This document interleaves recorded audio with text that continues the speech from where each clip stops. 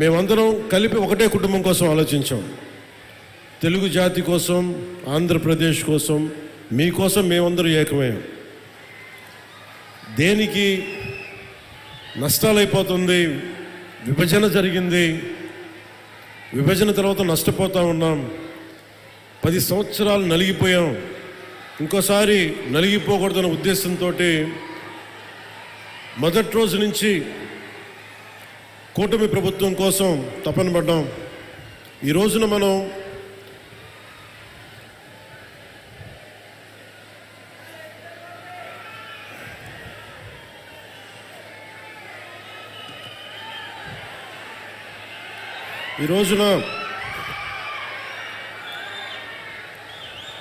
Security measures చూసుకుంటారు.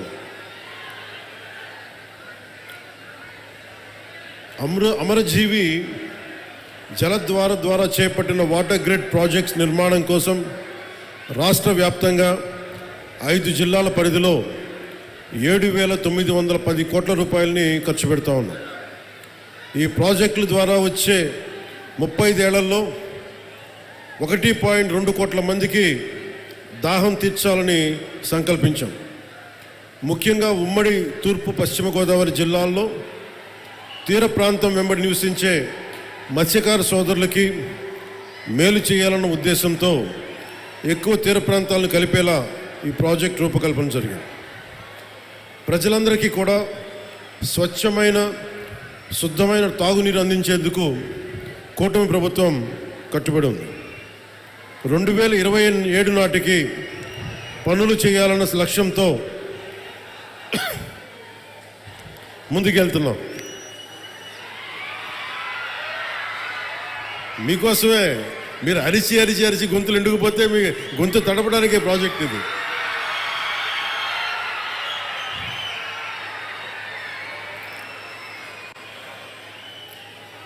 ఇది ప్రత్యేకించి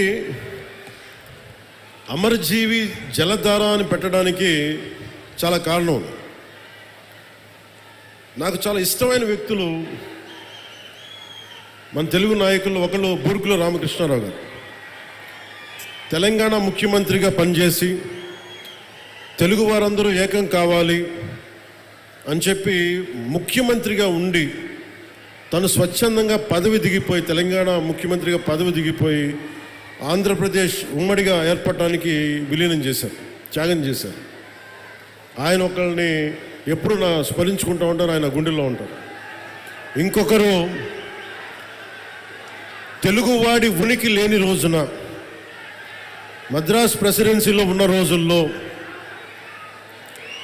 తెలుగువారిని గొల్టీలుగా సంబోధించే సమయంలో న్యూనతకి ఒకలాంటి కించపరిచే విధానంలో ఉంటే తెలుగువారి ఆత్మగౌరవం కోసం, తెలుగువారి సంక్షేమం కోసం మీరంతా కొంచెం కిందకి దిగండి అబ్బా. మీరు ఆన్ చేసుకొని కొంచెం కింద కూర్చోండి దయచేసి. అదే కదా మీ బాధ. టీవీలో కనిపిస్తున్నాయి కదా, సరిపోవట్లే.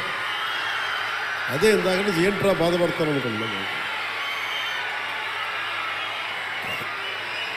మీరు పెద్ద మనసు చేసుకోండి దయచేసి. సో మీడియా సోదరులకు సహకరించినందుకు సంతోషం. Thank you.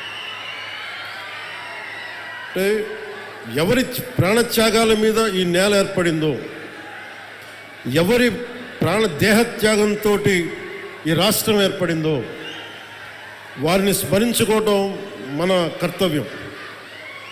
ఎప్పుడు కూడా మనం ఈజీగా తీసుకుంటాం బలిదానాలు, మర్చిపోతే ఒక జనరేషన్. ఆయన మన కోసం ప్రాణత్యాగం చేశారంటే 50 రోజులు తిండి తినలేదు అనుకుంటాం. కానీ మనం ఎదిగే కొద్దీ, మనకి కష్టాలు వచ్చే కొద్దీ గత తరం చేసిన త్యాగాలు మనకు అర్థమవుతూ ఉంటాయి. అలాగే నాకు పొట్టి శ్రీరాములు గారు చిన్నప్పటి కంటే కూడా ప్రతి సంవత్సరం వయసు వచ్చే కొద్దీ ఆయన గొప్పతనం అర్థమైంది, ఆయన త్యాగం అర్థమైంది. ఒకసారి నాకు ఎంత బాధ కలిగింది అంటే, పొట్టి శ్రీరాములు గారి జయంతి అంటే దండేద్దామంటే ఎక్కడ లేదు ఆయన విగ్రహం. ఎక్కడో ఒక ఆర్య వైశ్య సత్రం దగ్గర ఉంది, అక్కడికి వెళ్దామన్నారు. అక్కడ పెట్టడం ఏంటని అడిగారు. అంటే అది ఆయన వైశ్య కులానికి చెందినవారు, అందుకని ఆర్య వైశ్య గృహాల్లో ఉంటాయి ఎక్కువ, అక్కడికి వెళ్దాం పదండి అంటే నాకు ఆ రోజు అనిపించింది, ఎవరి ఉనికి మీద ఒక గొప్ప నాయకుడిని ఒక వైశ్య కులానికి పరిమితం చేస్తారా? ఇన్ని వందల కులాలు ఉన్నాయి మన దగ్గర. ఇన్ని వందల కులాల కోసం ఒకడు ప్రాణత్యాగం చేస్తే మనం ఇచ్చిన గౌరవం ఆయనకు ఒక నెల్లూరు జిల్లాకి పరిమితం చేసాం. ఆయన గొప్పతనం నెల్లూరు పొట్టి శ్రీరాములు జిల్లా. రాష్ట్రాన్ని ఇచ్చిన వాడిని పెంచామా తగ్గించాం? ఆంధ్రులకి ఒక రాష్ట్రం కల్పించిన వాడికి మనం ఇచ్చిన గౌరవం నెల్లూరుకి పరిమితం చేసాం అంతే. గౌరవం ఇచ్చావా అంటే ఇచ్చాం.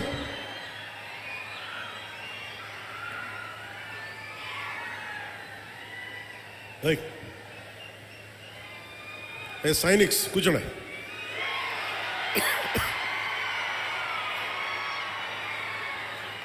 పోలీసు వారికి కూడా నా విన్నపం, వారిని ముందుకు రానివ్వకుండా చూడండి, కానీ దయచేసి వాళ్ళని ఏమనకండి. ఓకే ఓకే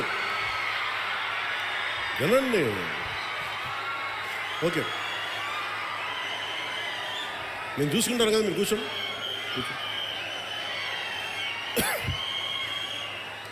మీరే ఇలా అరిచే మీరు గొంతులు పోగొట్టుకుంటారు తప్ప.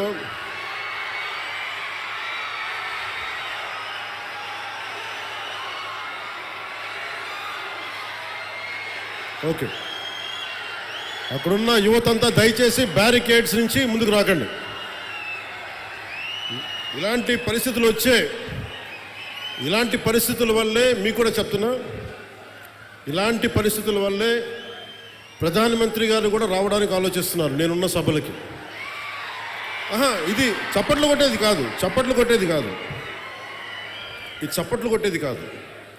ఎందుకంటే ప్రధానమంత్రి గారికి ప్రపంచమంతా శత్రువులు, ఏ మూల నుంచి దాడి చేస్తారో తెలియదు. అలాంటిది స్పెషల్ ప్రొటెక్షన్ గ్రూప్ ప్రధానమంత్రి గారిది, వాళ్ళు ఇచ్చే నాకు కన్సర్న్ తెలియజేస్తూ ఉంటారు. మీరు ముందుకు వచ్చేస్తారు, దాచుకొని వచ్చేస్తారు, మాకు ఇబ్బంది అయిపోతుంది, పొలిటికల్ లీడర్స్గా మీరు కొంచెం మీ వాళ్ళకి బాధ్యతగా చెప్పండి అంటారు. అందుకని నేను మిమ్మల్ని అందరూ విన్నవించుకుంటా ఉన్నాను, కొంచెం మీరు నియంత్రణ పాటించాలి.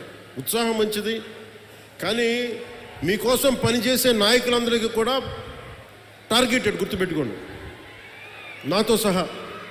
That's why you have to maintain certain security protocols. అది దయచేసి అర్థం చేసుకోండి. ఇందాక నేను చెప్పిన విషయానికి వస్తే, రాష్ట్రం తెలుగు వారికి ఒక ఉనికినిచ్చినవాడు పొట్టి శ్రీరాములు గారు.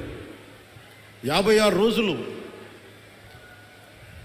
ఉపవాసం చేసి చనిపోతే అందరూ కూర్చోబెట్టి ఆయన్ని, చనిపోతే శవం తీయడానికి కూడా మనుషులు లేరు ఆయన పక్కన, 2-3 తప్ప. ఎంత బాధ కలిగిస్తా మాట.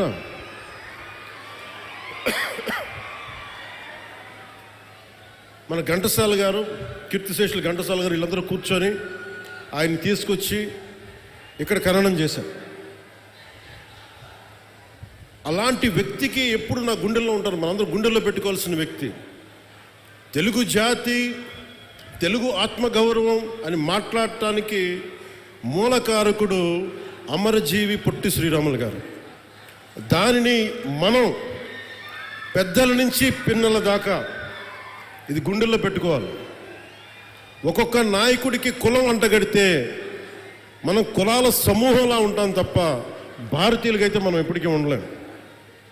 అంబేద్కర్ గారికి కులం అంటగట్టలేం. కొంతమంది ఎక్కువ ప్రేమించవచ్చు, అది వేరే విషయం. అంబేద్కర్ గారు అందరి కోసం ఆలోచించిన వ్యక్తి. మహాత్మా గాంధీ అందరి కోసం ఆలోచించిన వ్యక్తి. ఒక అమరజీవి పొట్టి శ్రీరాములు అందరి కోసం ఆలోచించిన వ్యక్తి. మనం అలా ఆ దృష్టికోణం నుంచి చూడాలి తప్ప వీళ్ళకి కులాలు ఎవరికి ఉండవు, ఎవరికి. అది మీ జనరేషన్. నేను బాధ్యత తీసుకున్నా. నాకు ఎప్పుడో చిన్నప్పుడు ఉన్న ఒక కంబాల కృష్ణమూర్తి గారు, మా నాన్నగారి స్నేహితులైన కంబాల కృష్ణమూర్తి గారు, ఆయన రాసిన పుస్తకం అమృత వాక్కుల్లో ఒక 4 లైన్లు కథ డొక్కా సీతమ్మ గారిది చదివితే, ఏ 6వ క్లాస్లోనో 7వ క్లాస్లోనో అది మనసులో ఉండిపోయి, డొక్కా సీతమ్మ మధ్యాహ్న భోజన పథకం పెడతాం అని ఒక మాట మేము కూటమి సమయంలో అంటే తెలుగుదేశం మా చంద్రబాబు గారు దానికి మేము ఆల్రెడీ పేరు పెట్టాం కాబట్టి మరి దేనికి పెడతామంటే మధ్యాహ్నం చిన్నపిల్లలకి గుర్తుండిపోయేలా పిల్లలకి మధ్యాహ్న భోజన పథకం ఉచిత మధ్యాహ్న భోజన పథకం కింద డొక్కా సీతమ్మ పేరు పెడితే నాకు చాలా చాలా ఆనందం కలిగింది. ఆవిడ కులం చూడలేదు, ఎవరికి ఆకలితో అమ్మ నాకు అన్నం పెట్టు అంటే డొక్కా సీతమ్మ అంటే వచ్చి అన్నం పెట్టేది. అంటే ఈ స్ఫూర్తిని వచ్చే తరాలకి మనం ఒకసారి గుర్తు చేసుకోవాల్సిన అవసరం చాలా చాలా ఉంది. అందుకని ఆయన గౌరవార్థం అమరజీవి ఈ జలధార కార్యక్రమానికి ఎవరి పేరు పెట్టాలి, ఏం పేరు పెట్టాలి చాలాసార్లు ఆలోచించిన తర్వాత ఆ మహానుభావుడికి మించిన పేరు ఏది రాలేదు. మనస్ఫూర్తిగా వారికి శతకోటి నమస్కారాలు, శతకోటి దండాలు తెలియజేస్తాం. ఆ మహానుభావుడు చనిపోయాను, పంచభూతాల్లో కలిసిపోయారు, కానీ ఆయన ఆత్మ శక్తి ఇక్కడే తిరుగుతూ ఉంటుంది. ఎందుకంటే మనం మంచి వాళ్ళని పెంపొందించుకుంటే తప్ప సమాజానికి మంచి చేయలేం. మీరు ఎవరిని ఆరాధిస్తారో మీరు వాళ్ళలా తయారవుతారు. నేను పొట్టి శ్రీరాములను ఆరాధించాను, ఒక బూర్గుల రామకృష్ణారావుని ఆరాధించాను, ఒక చంద్రశేఖర్ ఆజాద్ని ఆరాధించాను. నేను క్రిమినల్స్ని ఆరాధించలా, దోపిడీ చేసేవాడిని, దగా చేసేవాడిని నేను ఆరాధించలా, హక్కుల కోసం పోరాడే వాళ్ళని ఆరాధించాను. దానివల్లే నేను తగ్గి 10 సంవత్సరాలు పార్టీ పెట్టి నేను తగ్గి సీట్ల విషయంలో తగ్గి అందరి చేత తిట్లు తింటా. ఒకడు అమ్మేశానని ఒకడు, ఇంకా దిగజారిపోయాను ఇంకొకడు, ఎవరు మాట్లాడినా నేను తగ్గింది. మీకు నేను ఈ నీటి సాక్షిగా చెప్తున్నాను, నేను తాగే నీళ్ళు సాక్షిగా చెప్తున్నాను, అమరజీవి జలధార సాక్షిగా చెప్తున్నాను. రాష్ట్రానికి మంచి జరగాలి, మీకు మంచి జరగాలని నాకు స్వార్థమే లేదు. నాకు జీవితకాలం వాటర్ బాటిల్స్ కొనుక్కొని పెట్టుకోవచ్చు. నేను ఎప్పుడు జీవితంలో కలగనలా వాటర్ బాటిల్ కొనుక్కొని నీళ్లు తాగాల్సి వస్తుంది పెరిగేటప్పుడు. దట్టు ముఖ్యంగా మరీ